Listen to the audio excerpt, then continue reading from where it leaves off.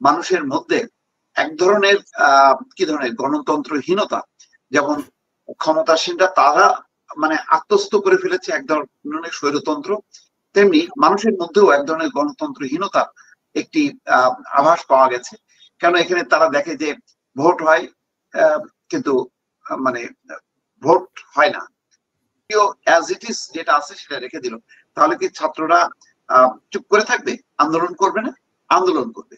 তো সুতরাং এটা কোনো কি বলে কোন দলের পক্ষে কোনো আন্দোলন না, কোন রাজনৈতিক শক্তির বিরুদ্ধে আন্দোলন না। যদিও সরকার বারবার ইন্ডিকেট করার চেষ্টা করছে যে এরা হচ্ছে রাজাকার, এরা বিরোধী শক্তি, এটাকে ট্যাগ দেওয়ার চেষ্টা করতেছে। আমার ধারণা যে এই অভিভাবকরা বা রাজনৈতিক দলগুলো আজকে যেমন আমির হোসেন মাহমুদ বলছেন যে বিরোধী কোন দাবি নিয়ে কেউ আন্দোলন করলেই সেখানে সরকার শুরুতেই একটা জিনিস সামনে আনে যে বিরোধী রাজনৈতিক দলগুলো ষড়যন্ত্র করছে। যেমন বহু আগেই কিন্তু বলা হয়েছে যে কোটা আন্দোলনের উপর ভর করেছে জামাত বিএনপি। তো সম্ভবত এই আন্দোলন মানে বিএনপি বা অন্য রাজনৈতিক দলগুলো চায় না যে ছাত্রদের এই আন্দোলন ছাত্ররাই করুক। তো যেহেতু 18 সালেও কিন্তু একই অবস্থা, সেখানেও কিন্তু রাজনৈতিক দলগুলো অংশ নেয়নি, যেহেতু তখন সরকার একটু সহনীয় ছিল, নমনীয় ছিল, হয়তো সামনে নির্বাচন।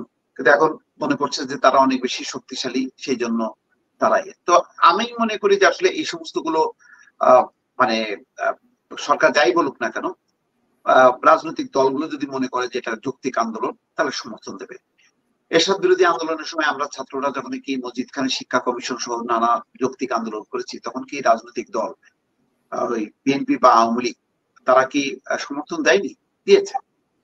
তো আমিও মনে করি যে শুধু ছাত্ররা কেন, ছাত্র, কৃষক, শ্রমিক, যে কোনো পেশাজীবী যদি সেটা যৌক্তিক হয় সেটাকে অবশ্যই তাকে সাপোর্ট দিতে হবে।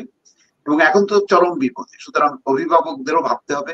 শিক্ষক যারা শুধু নিজেদের বেতন ভাতার জন্য আজকে তারা দৌড়দৌড়ি করছেন, তাদেরও আজকে অগ্নি পরীক্ষা যে তারা তাদের বৃত্ত ভেঙে আসবেন কিনা, নাকি শুধু তারা তাদের বৃত্তেই থাকবেন।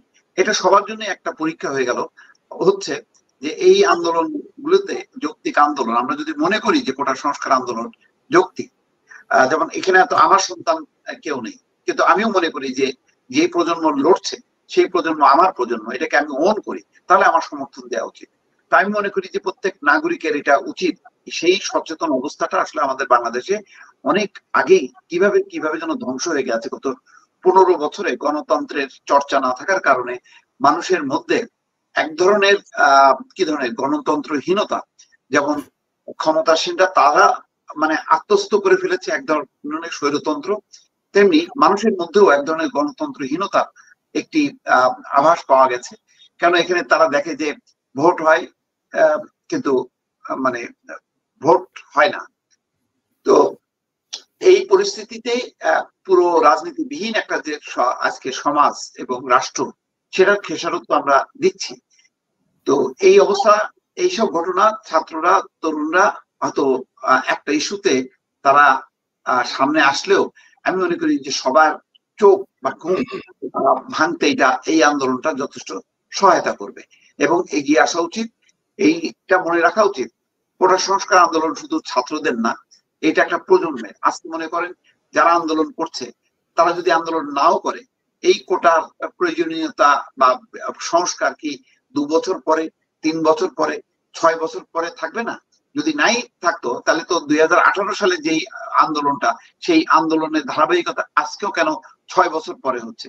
তার মানে এটার একটা যৌক্তিকতা আছে, এই যৌক্তিকতা থাকবে। এবং আজও কালো সে আওয়ামী লীগ ক্ষমতায় আসুক আর বিএনপি ক্ষমতায় আসুক, ধরে নিয়ে আমি তর্কের খাতিরে যে আজকে ক্ষমতার পরিবর্তন হলো, বিএনপি আসলো, বিএনপিও অ্যাজ ইট ইজ যেটা আছে সেটা রেখে দিল, তাহলে কি ছাত্ররা চুপ করে থাকবে, আন্দোলন করবে না? আন্দোলন করবে।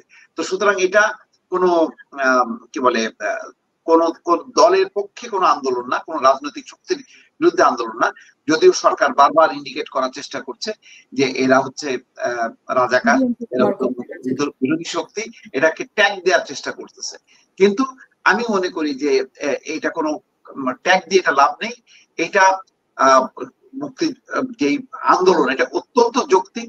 যৌক্তিক আন্দোলনের কাছে নতি স্বীকার করেই প্রধানমন্ত্রী যিনি এখন ক্ষমতায় আছেন, উনি 18 সালে এটা বাতিল করতে বাধ্য হয়েছিলেন, যদিও তিনি বলছেন যে বিরক্ত হয়ে তিনি বাদ দিয়েছেন, কিন্তু এটা তো শপথ ভঙ্গ এক ধরনের, রাগ অনুরাগের বশবর্তী হয়ে তিনি কখনো এটা বলতে পারেন না। সুতরাং আমি মনে করি যে তখন যদি বিরক্ত হয়ে উনি বাদও দিয়ে থাকেন, তখনও কিন্তু দাবি ছিল সংস্কারের। এই যৌক্তিক সংস্কার আজ হোক কাল হোক এটা করতেই হবে।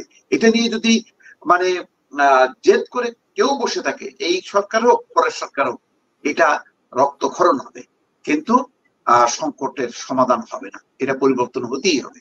এই হচ্ছে আমার বক্তব্য। এবং আপনি যদি দেখেন যে মানে হাইকোর্ট কিন্তু অনেক কথা বলার পরেও তারা কিন্তু একটা নির্দেশনা দিয়েছে যে সরকার চাইলে পারে, অর্থাৎ সরকার একটা নির্বাহী আদেশের মাধ্যমে বা একটা কমিশনের মাধ্যমে, যেভাবে হোক আইনের মাধ্যমে এটার একটা স্থায়ী বন্দোবস্ত করতে হবে।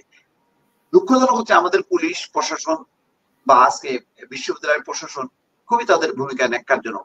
ঘন্টার পর ঘন্টা ধরে যখন কি নৈরাজ্য চলছিল, তখন পুলিশও আসলো না ঠেকাতে, আর আসলো না। কেননা এটা হতে দেয়া হলো যে ওটার পক্ষে যারা আন্দোলন করছে তাদেরকে হটাতে হবে। সুতরাং সেই কারণে পুলিশ বা বিশ্ববিদ্যালয় প্রশাসন ইন করলো না। ইন করলে তো তাদের একটা অবস্থান নিতে হবে। সেই অবস্থানটা কি?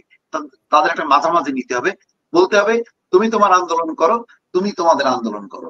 কিন্তু এটা তারা কৌশলে অ্যাভয়েড করে গেছে। যখন তারা দেখেছে যে না, হেলমেট বাহিনীর হাতে যখন কি শেষ পর্যন্ত তারা থাকতে পারলো না নিরস্ত্র শিক্ষার্থীরা, তারপরে কিন্তু এখন তারা তৎপর হয়েছে। এখন বলছে যে না, যথেষ্ট হয়েছে, এখন আর না। এখন সত্যি সত্যি কি আর না এই পর্যন্ত থাকবে? আমরা আজকে রাতটা যদি অতিবাহিত হয়, তারপরে আমরা পুরো চিত্রটা বুঝতে পারবো। আমার বক্তব্য এইটুকু। হাসিনা, আমি একটু দুজন